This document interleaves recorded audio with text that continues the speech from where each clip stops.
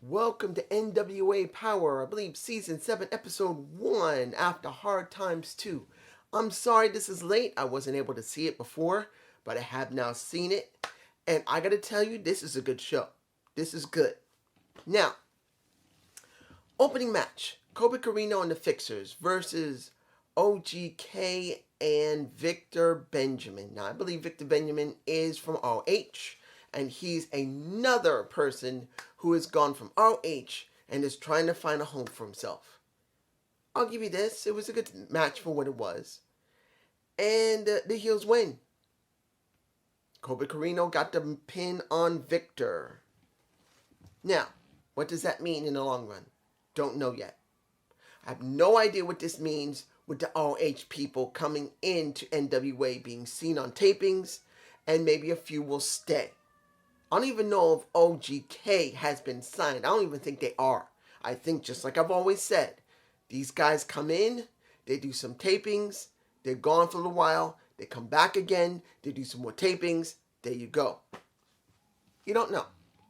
Next, we had a lot of interviews. We got interviews from Strictly Business, we got interviews from Jax Dean, we got interviews from,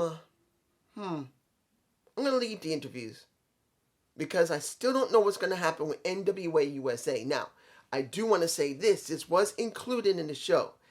NWA USA will be appearing January 8th, and it will be exclusively on YouTube. They're replacing Powerrr with USA. They saw that a lot of people want to see it on YouTube, so we're going to get Powerrr replaced with USA. Now, the Junior Heavyweight Championship tournament is going to be on there. The national title is stated that it's going to be highly seen on there. So, as a second show, I approve of it. Not the TV title. The national title is the next title before the world title. And I think that's the wisest thing to do. Now, Tom Latimer goes up against Ribbons. Well, he got torn to ribbons by Tom Latimer. Got whooped. End. No problem. Now, when it comes to Jax Dean versus Mims, this is where it gets a little interesting. They had a match on the kickoff show.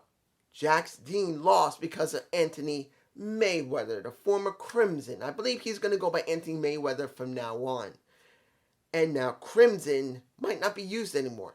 Unless it's only when he's in the ring do they use the name Crimson.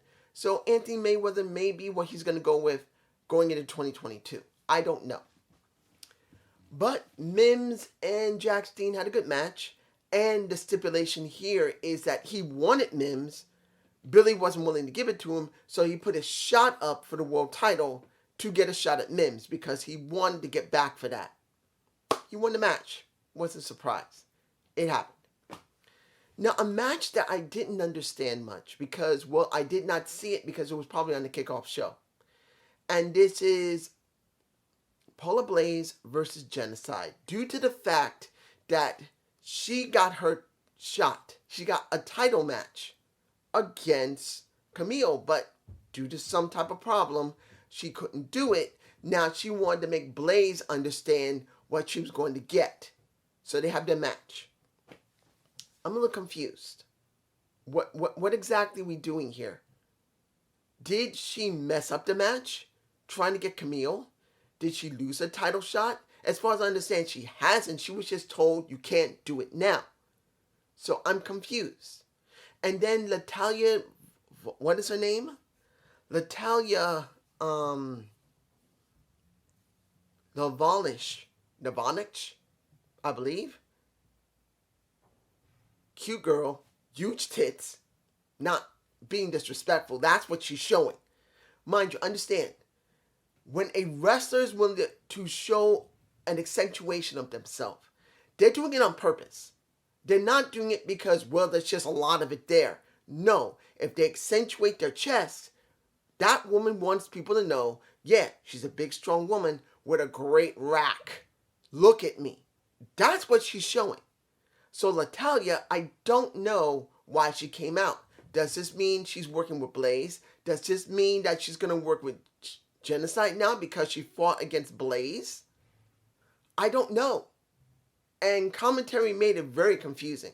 Even they didn't understand what was going on. Genocide won, but where does this lead us? Does this mean Blaze is no longer going to be working with Genocide because they're a tag team? Does this mean Natalya is trying to get Genocide by her side? I don't know. I'm just saying it's very confusing.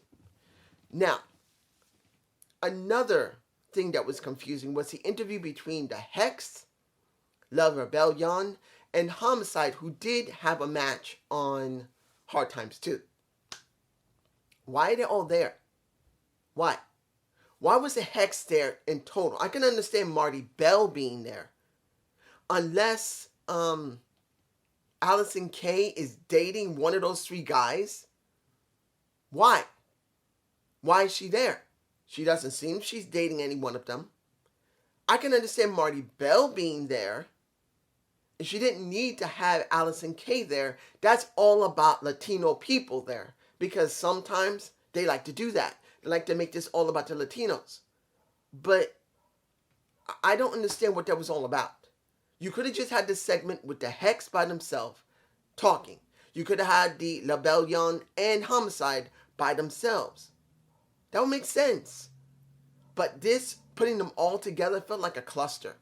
It doesn't mean it was bad, but it just felt like they didn't know what to do with these guys, so they just threw them all together.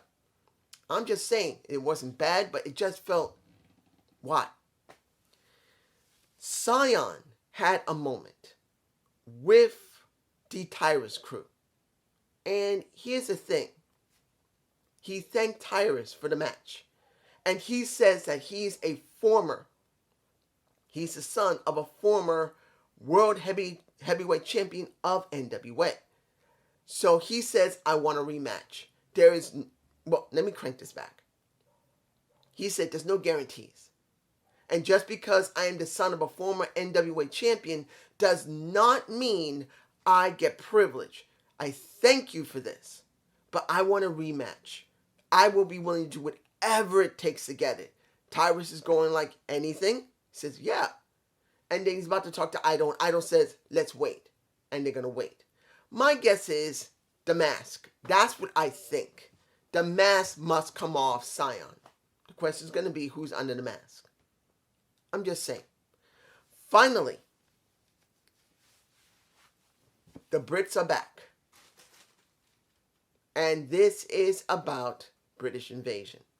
Now we get an interview with Nick Aldis. We get to see a Mickie James with them. This is the only time I'm going to put an image in here. This is Mickie James with Nick Aldis and the Impact Knockouts title, which I'm very happy to see. She's showing it on NWA TV. That's the way it's supposed to be. If you got someone from another company who won your title, there's nothing wrong with cross-promotion letting that title be seen on that damn company. What is wrong with doing it? There shouldn't be. It'll give some good interest for Impact Wrestling, and it'll give a shine to NWA. Now, the thing is, I'm hoping they'll do more with NWA on Impact TV. I would love to see Magnus, Nick Aldis, show up on Impact Wrestling. He's known on Impact. And if he and Douglas Williams or Doug Williams wins the NWA titles, wouldn't it be interesting to see NWA tag title holders Nick Aldis, aka Magnus, and Doug Williams show up on Impact Wrestling? Why? Because you got Nick Aldis' wife, who is currently Knockouts champion, showing up there. Not saying it's got to be done for a long time, just a one-off on an Impact Plus show. Nothing wrong with it. Now, they went up against the Hawk Ariari. No problem with that. Good match. And I recommend anyone to see this match over any of the matches on this card, because the opening with PJ dealing with Doug Williams, that was true amateur wrestling. Now you got a much younger amateur wrestler, former amateur wrestler, and PJ Hawks versus Doug Williams, who has been known to have been an actual amateur wrestler himself. He's a much more older wrestler. Now, mind you, he can't move as fast as he wants. He's got to be in his late 40s. There's no way he isn't. But when you look at this particular match, you can see the styles of someone who used to be a long time ago possible amateur wrestler. I do believe he used to be. I could be wrong. And someone who also was a two-time amateur champion, amateur state champion. You got them together. You can feel the amateur style there. It wasn't a slow pace. It actually was a pretty good pace. Here's another image in my face of Doug Williams putting PJ into a nice hole. In the end, I didn't expect British Invasion to lose here. If they won, it would be stupid. But we got this. A damn good show that now has a good possibility to give us something on YouTube, which, if I get a chance, I may review from now on. It's going to count if I have the time, because I'm going to say this, guys. If USA is on a day that's not coinciding with, I'm hoping NWA USA is on a Monday. I'll review it on a Monday. Then, or Tuesday for that matter, Monday or Tuesday, that would be great. It will come out, because usually I do NWA Powerrr Wednesday, Thursday, or Friday. It counts on when I can see it. Like I'm doing it right now. This is Friday. I'm releasing this Friday. And I'm hoping that it'll be somewhere in the beginning of the week. Monday or Tuesday.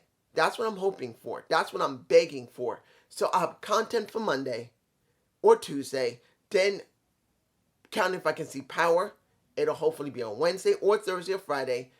And then we get Dynamite, we get Impact, and we get Rampage. So I will have now 4 shows to look at instead of 3. But it's just me. I hope you enjoyed this Zane's View. Please give me a comment below. You will see me on my Rampage review today. Peace.